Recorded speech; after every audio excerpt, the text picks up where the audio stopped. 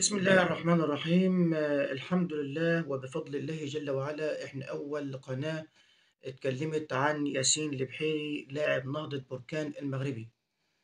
احنا أول قناة على اليوتيوب اتكلمت وقالت على ياسين البحيري إن هو عمل إنقاذ إنساني لدونجا، وكان في الصورة المصغرة في الشورتس اللي نزل عقب انتهاء مباراة الزمالك ونهضة بركان. كان عنوان الصورة المصغرة بيقول البحيري ينقذ دونجا من في مشهد على إنساني. الشورتس. العنوان كان بيقول الروح الرياضية تتجسد في مشهد البحيري المغربي ينقذ دونجا مصر. الحمد لله احنا خدنا اللقطة دي واحنا كنا مركزين جدا مع اللقاء وجبناه من جميع جوانبه في اكتر من سواء شورتس، وجمعنا كل الشغل في عرض وفيديو داخل القناة. اخر فيديو كان امس بعقب لقاء الزمالك وفوزه ببطولة الكونفدرالية على حساب نهضة بركان بعد ما كسب الزمالك 1-0 بهدف احمد حمدي من اسيست من زيزو.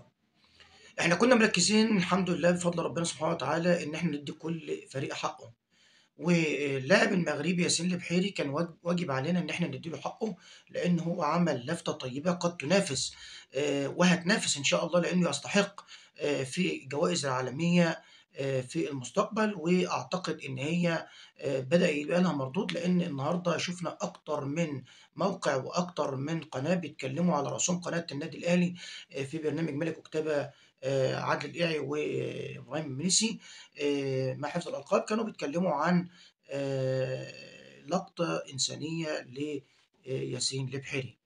فعلا ياسين البحيري امبارح ما فكرش في الكورة ولا فكر في الهجمة بتاعت الزمالك، كل اللي فكر فيه ازاي ينقذ دونجا من إصابة الله أعلم كان مداها إيه. يعني لو كانت ضعيفة كان هيبقى على الأقل كسر في الترقوة أو خلع في الكتف لو كانت ضعيفة. فيعني فعلًا هو موقف إنساني يستحق عليه الإشادة والإجادة وإنه ياخد حقه، وإن الكل يتكلم عنه، لإن هو فعلًا قدّم مشهد يدل على قمة الروح الرياضية وقمة الأخلاق وقمة التواضع، وإن هي دي كرة القدم يا جماعة، إن هي دي كرة القدم، إن أنا بانافسك بس يجب إنني ما انساش إن بيني وبينك أخلاق وروح رياضية لابد أن تكون هي اللي مسيطرة على الموقف وتكون هي اللي متصدرة المشهد. تعالوا نشوف ياسين البحيري بنقول نال استحسان والإشادة من الجميع.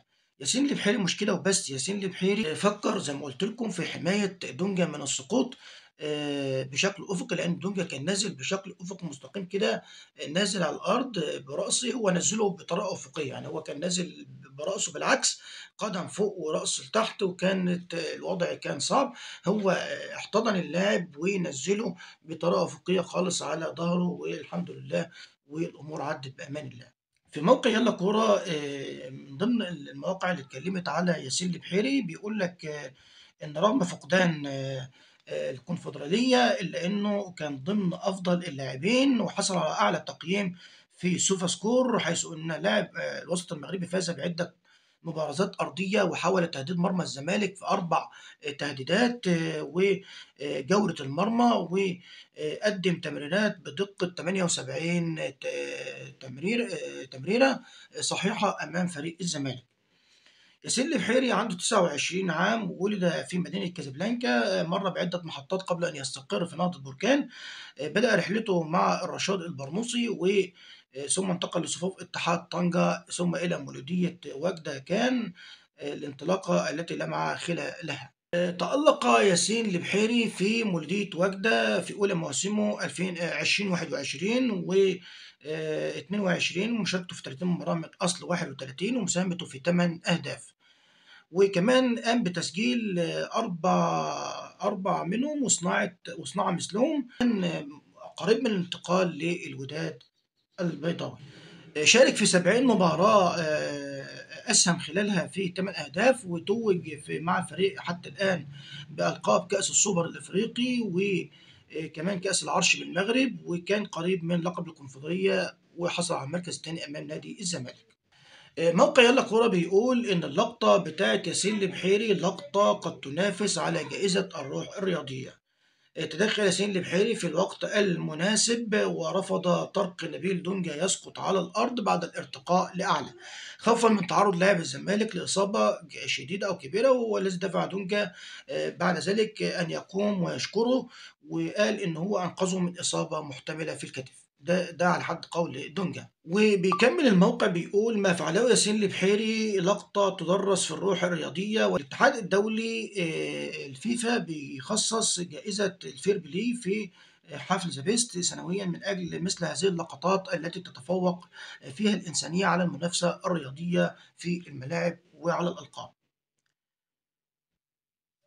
والجوائز دي حصل عليها لاعبين قاموا بنفس المواقف الإنسانية أو مواقف إنسانية مشابهة، ومنهم الجورجي لوكا لوتشو شيفلي، والذي أنقذ حياة جورج تيجل بعد تعرضه لحالة بلع لسان عام 2022. شوفوا المواقف وشوفوا الروح الرياضية يا جماعة.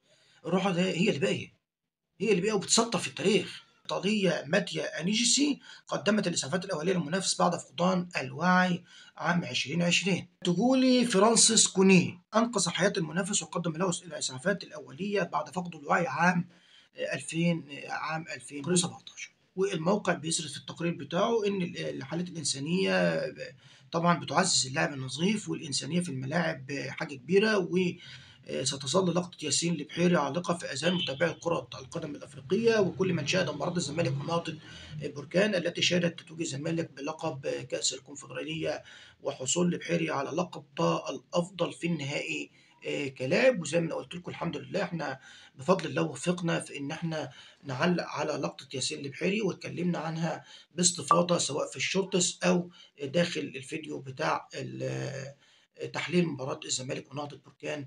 وبنقول مبروك للزمالك وحظ اوفر لنادي نهضة بركان المغربي، وبنقول ايضا مبروك لياسين البحيري على الروح الرياضيه، وانت سطرت اسمك باحرف من ذهب في مجال كره القدم، وفي على مستوى العالم انت اثبتت للعالم كله يعني ايه روح رياضيه ويعني ايه اخلاق، وهو ده اللي بيدوم، هو ده اللي باقي. وبنقول لك يا ياسين البحيري انت في قلوب كل محبي وعشاق كرة القدم وداعمي الروح الرياضية والأخلاق قبل أي شيء.